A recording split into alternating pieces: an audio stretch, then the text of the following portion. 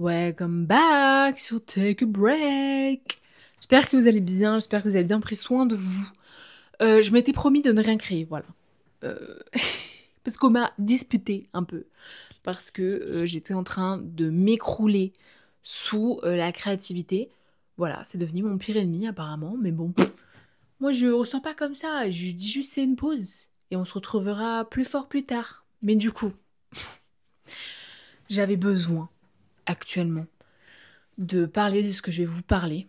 Ça va être un format très court, vraiment pense-bête, on va dire. Parce que tout à l'heure, je parlais avec un collègue, discussion banale, mais on parlait de...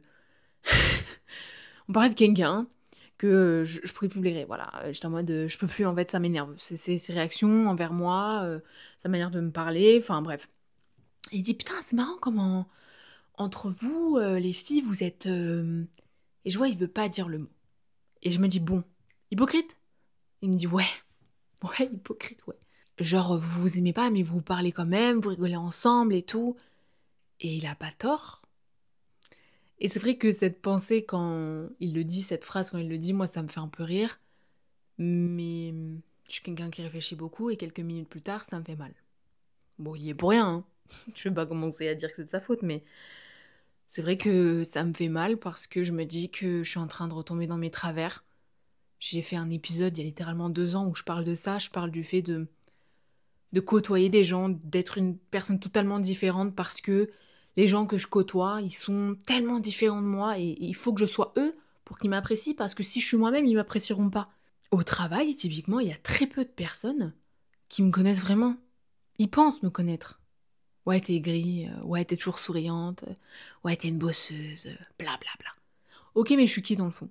Honnêtement, ça m'arrive de temps en temps d'être moi-même parce que craquage, je suis fatiguée, je craque fort et j'ai toujours une réflexion déplacée. Mais t'es trop bizarre. Mais elle est chelou, elle, pourquoi elle dit ça? C'est des mots, des adjectifs que j'entends de plus en plus sur ma personne et plus le temps passe, plus ça me blesse. Parce que on vit dans un monde qui manque de couleurs, qui manque d'excentricité, qui manque de joie, qui manque de pétage de câble. On est très restreint sur ce qu'on dit parce que c'est cringe, parce que c'est gênant, parce que c'est malaisant. Et quand toi, t'es toi-même et que oui, ça peut être cringe, je suis pas en train de dire que je suis pas cringe des fois, mais en fait, je suis moi-même et je ressors l'émotion qui est en train de brûler en moi et je refuse de l'éteindre parce qu'on est dans un monde qui voit le monde en noir et blanc. Moi, je le vois en couleur. Et je me suis battue pour le voir en couleur. Parce que pendant des années, je l'ai vu noir et blanc. Pendant des années, je me disais que ce monde ne servait à rien.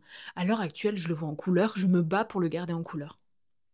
Mais des trucs débiles, mais j'essaie d'acheter de plus en plus de pièces de couleur dans ma garde-robe, dans mes vêtements, dans mes accessoires, dans ma vie aussi. Ma voiture est jaune, voilà, et moutarde très clairement, parce que je voulais de la couleur. Je voulais pas acheter un truc pas coloré en fait, c'est simple. Mais vouloir être comme ça et vouloir tout ça fait de moi une personne bizarre, ce qui fait que bah, j'ai pas envie d'entendre ça de ma personne. De qui je suis au fond, ils me comprendront jamais ces personnes-là. Ils sauront jamais qui je suis parce que leur vie entière est guidée par la gênance, la cringerie, genre trop gênant. Ok, ta vie est nulle à chier quoi. Ta vie est ennuyante. Mais je continue à traîner avec ce genre de personnes, je continue à parler à ce genre de personnes, à rigoler avec ce genre de personnes. Et c'est les mêmes personnes qui me racontent en boucle la même histoire, mais pas avec la même personne, et ni dans le même lieu. Mais finalement, quand tu réfléchis un peu, la même fucking histoire. Parce qu'ils ne sortiront jamais de ce train-train de vie de... Mais moi, je suis pas gênante, moi. Non, mais moi, Je suis quelqu'un. Donc quand il me dit que on est toutes un peu hypocrites entre nous, moi je me dis que c'est clair parce que je fais tout pour leur ressembler, pour qu'ils m'acceptent. Et en fait, je suis où là-dedans? Et c'est marrant parce que ce collègue-là, il fait partie, je pense... Allez, je donne un nombre, hein, on doit être peut-être 40, 50, peut-être un peu plus, j'en sais rien, peut-être un peu moins, j'en sais rien, bref. Allez, 35, c'est pas assez. Bon, c'est pas les couilles. On est beaucoup. Et je pense que sur tous ces collègues-là, je dois avoir grand max 5 personnes avec qui je peux être réellement moi. Et c'est des personnes qui m'apaisent. Quand je suis avec eux, ça m'apaise. J'ai même pas besoin de leur parler, juste savoir que putain, je vais pouvoir souffler dans ma journée, aller leur parler et être moi, sans avoir un jugement qui est juste excessif et même limite border. Parce que quelqu'un a un peu trop une joie de vivre, tu viens dire qu'elle est folle, qu'elle est bizarre. Et le pire, je sais de pas pleurer, mais le pire dans tout ça, c'est quand ils rigolent tous de toi. Parce que t'as fait un truc un peu cringe pour eux ou un peu trop excentrique. Et qu'ils rigolent tous de toi ensemble. Et que toi, tu dois faire genre de rien parce que si tu dis quelque chose, t'es trop susceptible. Reprends-toi un peu. Mais vous êtes juste en train de vous moquer de moi, en fait. Alors peut-être que pour vous, c'est pas grand-chose, mais si j'ai fait ça, si j'ai réagi comme ça, si j'ai dit un truc comme ça, c'était pas calculé la plupart du temps. Et quand ça me blesse réellement, comme là, ça a pu me blesser aujourd'hui, non pas la phrase que mon collègue m'a dit, mais un mouvement de foule qui s'est passé 2, 3 fois sur ma pure personnalité, parce qu'en ce moment, je suis très fatiguée et que j'enchaîne les journées. Et donc, bah, ma personnalité ressort un peu plus. C'est dur. C'est super triste. Le monde est tellement en noir et blanc et le monde est tellement contrôlé par ton image de toi et l'image que tu reflètes aux autres que de l'excentricité, de la joie de vivre, peut-être un peu de malaise de temps en temps, bah c'est super mal vu. Et c'est fatigant, en fait. C'est fatigant de toujours être sensible, de toujours être émotionnel, d'être hyper empathique, de ressentir tout beaucoup. Alors je vais pas me diagnostiquer, j'en sais rien, ça se trouve, si je me diagnostiquais, on trouverait des trucs là-dedans, mais j'ai pas envie, c'est ce que je suis, j'ai pas besoin de mettre de mots là-dessus. Bah avoir des gens qui contrôlent absolument toute leur image parce que bah, sinon t'es un peu moins attirante, t'es un peu moins cool, t'es un peu moins intéressant. Je trouve ça triste et je retrouve pas mon peuple. C'est un peu le mot. Je retrouve pas trop mon peuple là-dedans, quoi. C'est dommage. Et en fait, ça me saoule parce que à vouloir être comme eux, je deviens méchante, tu vois, genre... Bon, hein, bah, aujourd'hui j'ai dit ça et on s'est foutu de ma gueule en me disant «Ah, mais tu me dirais, genre, tu lèverais la main sur moi?» Je serais en mode «Oui, bon, ok, merci.» Pour la 50e fois, j'ai compris que pour vous, vous voyez comme une petite fragile. Mais juste être méchante pour moi, c'est juste insulter tout le monde. C'est être hautaine, être aigri, être...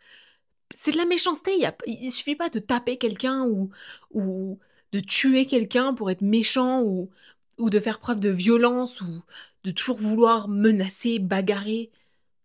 Juste être hautaine et être vulgaire envers les autres, c'est déjà de la méchanceté pour moi. Et donc quand je leur dis que je le suis actuellement et que ça me saoule de répondre comme ça aux gens, ça me saoule d'être comme ça avec des gens qui n'ont rien demandé et juste j'en ai marre, je suis fatiguée de staff, de plein de choses dans la vie. Et ben on me rit au nez. Encore une fois. Et en fait je me dis bon bah mon peuple n'est pas là. Mais mon peuple ne sera jamais réellement là parce que je pense que on me prendra toujours pour cette petite femme qui est trop gentille et qui se laisse faire un peu trop des fois, hein. Alors qu'elle devrait dire un peu stop. Pour moi, j'ai une belle balance. En ce moment, je me laisse un peu trop faire, il est vrai. Mais pour moi, j'ai une belle balance. Et ces gens-là à qui j'essaie de ressembler, à qui j'essaie de plaire surtout, c'est des gens qui sont méchants. C'est pas tout de pouvoir avoir le contrôle sur quelqu'un parce que t'as une aura d'harceleur. Parce que c'est le terme. Toutes ces personnes-là qui se pensent supérieures à moi en me disant ouais, mais regarde-moi, hein, moi je suis plus forte que toi. Mais tu me donnes, tu sais, quelle aura tu me donnes et pourquoi est-ce que j'ai envie autant de te plaire dans la vie et pas te plaire en mode physiquement, te plaire mentalement pour pas que tu me tombes dessus parce que t'as la même aura que mes harceleurs et mes harceleuses du passé. La même aura, c'est la même chose. Donc quand tu viens me dire que moi je suis trop faible, trop gentille, trop... Je dis pas assez non, je me laisse trop faire, bah moi je me trouve balancée. Parce que j'ai pas une aura d'harceleuse. Et que quand tu me vois, et que tu me dis «Ah mais moi j'ai pas peur de toi», je le sais. Et je suis pas là pour faire peur aux gens. Et que la vie c'est pas soit être une grosse victime bolos, soit être l'harceleur du lycée en fait.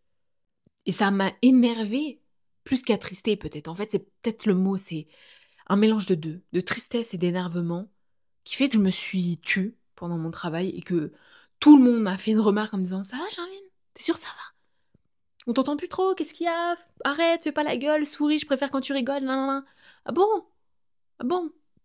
On préfère ça maintenant. » Donc au lieu d'être méchante avec vous, de te dire « Ferme ta gueule, laisse-moi tranquille, t'es qu'un con, nanana. » Bah juste je me tais. Parce que j'ai besoin de me calmer. Et que je suis en mode « T'es pas comme ça. T'es pas comme eux. Ça va aller. C'est pas grave si t'acceptes pas comme t'es. » Je n'ai pas besoin d'avoir cette discussion avec eux parce qu'ils ne comprendront rien. Tu vois ce que je veux dire? Quand tu discutes avec quelqu'un, tu discutes avec cette personne parce que tu es persuadé que tu vas avoir un débat, une conversation construite, sensée, où la personne ne cherche pas à avoir raison en face. Mais là, ils auront toujours raison. Mais ça marche mieux comme moi je fais. Regarde, moi, je peux évoluer. Moi, on me respecte. Moi, quand je dis non, c'est non. Mais bon, enfin bref, il y a même pas vraiment de construction là-dedans, de moralité. Je suis pas de La Fontaine en fait, là. Comment il s'appelle? Louis de La Fontaine? Pas du tout. Jean de La Fontaine. Simplement, en fait. Voilà, je ne suis pas Jean de La Fontaine. Il n'y a pas tout le temps des morales. Peut-être que c'est aussi un rappel de l'épisode que j'avais fait à l'époque où vous n'avez pas besoin d'être quelqu'un d'autre pour qu'on vous apprécie. Dans tous les cas, on vous trouvera quelque chose à redire. C'est comme ça. Et vous avez beau dire aux gens, mais je suis pas là pour te plaire, genre, moi j'aime. Ouais, mais moi j'aime pas. Ok, mais je m'en bats les couilles. Mais c'est pénible. Et c'est aussi un truc qui fait que j'ai fortement hâte de partir parce que cette manière constante, toutes les semaines, on va me rappeler que je suis trop gentille. Ok. Alors, si tu te rends compte que moi, j'arrive pas à faire d'efforts là-dessus, à être méchante là-dessus, est-ce que tu pourrais toi faire un effort et arrêter de me prendre pour une conne et un pirouane? Ou ça va que dans mon sens encore une fois parce que je suis trop gentille et que toi t'es un gros con? Enfin bref. Ça fait 16 minutes, j'avais dit que ça allait être un petit podcast. Faut que j'aille prendre ma douche, que je dorme parce que j'ai fini à 22h, mais je commence à 9h demain matin. Donc sur ce, je vous fais de gros bisous. Merci d'avoir écouté ce podcast. C'était vraiment plus un... Ah, fallait que ça sorte, quoi. J'en ai trop marre qu'on me reproche d'être gentille, d'être joie de vivre. Mais on est où, là? Dans quel monde on vit? Bref, des gros bisous sur vos deux fesses. Prenez soin de vous, premier degré. Et soyez vous-même. Changez pas pour des trous du cul de merde qui servent à rien dans la vie.